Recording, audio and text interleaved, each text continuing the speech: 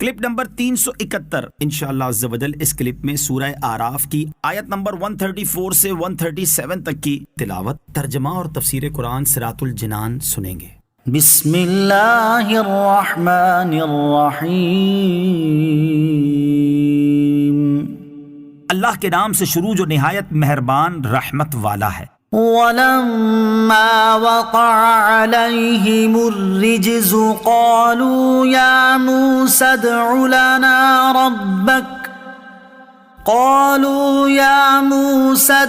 لَنَا رَبَّكَ بِمَا عَهِدَ عِندَكَ لَئِن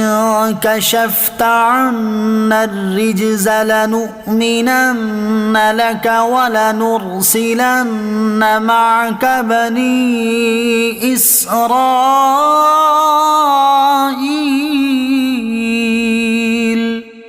ترجمہ: اور جب ان پر عذاب واقع ہوتا تو کہتے اے موسیٰ ہمارے لیے اپنے رب سے دعا کرو اس عہد کے سبب جو اس کا تمہارے پاس ہے، بے شک اگر آپ ہم سے عذاب اٹھا دو گے تو ہم ضرور آپ پر ایمان لائیں گے اور ضرور ہم بنی اسرائیل کو تمہارے ساتھ کر دیں گے۔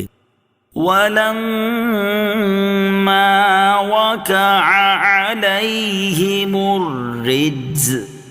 اور جب ان پر عذاب واقع ہوتا۔ اس آیت میں مذکور لفظ رجز کا معنی عذاب ہے۔ اس کی تفسیر میں ایک قول یہ ہے کہ اس سے مراد وہی 5 قسموں کا عذاب ہے جو طوفان، ٹڈیوں، کمل، مینڈک اور خون کی صورت میں ان پر مسلط کیا گیا، اور دوسرا قول یہ ہے کہ اس سے مراد طاعون ہے اور یہ پہلے 5 عذابوں کے بعد چھٹا عذاب ہے۔ اس آیت کا خلاصہ یہ ہے کہ فرعون اور اس کی قوم پر جب طوفان، ٹڈیوں، کمل، مینڈک اور خون یا طاعون کی صورت میں عذاب نازل ہوتا تو اس وقت حضرت موسیٰ علیہ السلام کی بارگاہ میں حاضر ہو کر کہتے اے موسیٰ ہمارے لیے اپنے رب عز و جل سے اس عہد کے سبب دعا کرو جو اس کا تمہارے پاس ہے کہ ہمارے ایمان لانے کی صورت میں وہ ہمیں عذاب نہ دے گا۔ اگر آپ علیہ السلام نے ہم سے یہ عذاب دور کر دیا تو ہم وعدہ کرتے ہیں کہ ضرور آپ پر ایمان لائیں گے اور آپ کے مطالبے کو پورا کرتے ہوئے ہم ضرور بنی اسرائیل کو آپ کے ساتھ روانہ کر دیں گے۔ فَلَمَّا كَشَفْنَا عَنْهُمُ الرِّجْزَ إِلَىٰ أَجَلٍ هُمْ بَالِغُوهُ إِذَا هُمْ يَنكُثُونَ فَانْتَقَمْنَا مِنْهُمْ فَأَغْرَقْنَاهُمْ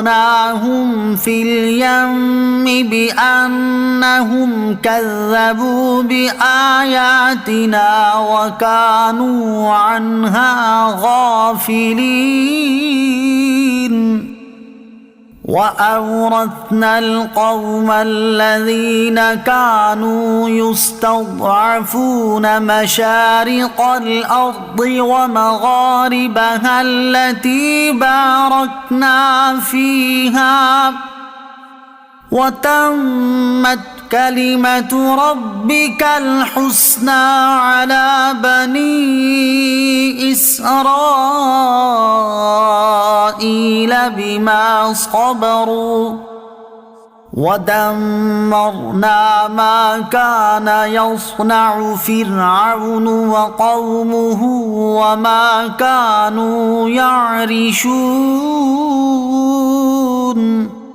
ترجمہ: پھر جب ہم ان سے اس مدت تک کے لیے عذاب اٹھا لیتے جس تک انہیں پہنچنا تھا تو وہ فوراً اپنا عہد توڑ دیتے تو ہم نے ان سے بدلہ لیا تو انہیں دریا میں ڈبو دیا، کیونکہ انہوں نے ہماری آیتوں کو جھٹلایا اور ان سے بالکل غافل رہے، اور ہم نے اس قوم کو جسے دبایا گیا تھا اس زمین کے مشرقوں اور مغربوں کا مالک بنا دیا جس میں ہم نے برکت رکھی تھی، اور بنی اسرائیل پر ان کے صبر کے بدلے میں تیرے رب کا اچھا وعدہ پورا ہو گیا، اور ہم نے وہ سب تعمیرات برباد کر دیں جو فرعون اور اس کی قوم بناتی تھی اور وہ عمارتیں جنہیں وہ بلند کرتے تھے۔ فَانْتَقَمْنَا مِنْهُمْ، تو ہم نے ان سے بدلہ لیا۔ اس کا معنی یہ ہے کہ جب بار بار فرعونیوں کو عذاب سے نجات دی گئی اور وہ کسی عہد پر قائم نہ رہے اور ایمان نہ لائے اور کفر نہ چھوڑا تو جو میعاد ان کے لیے مقرر فرمائی گئی تھی وہ پوری ہونے کے بعد انہیں اللہ تعالیٰ نے دریائے نیل میں غرق کر کے ہلاک کر دیا۔ وَأَوْرَثْنَا،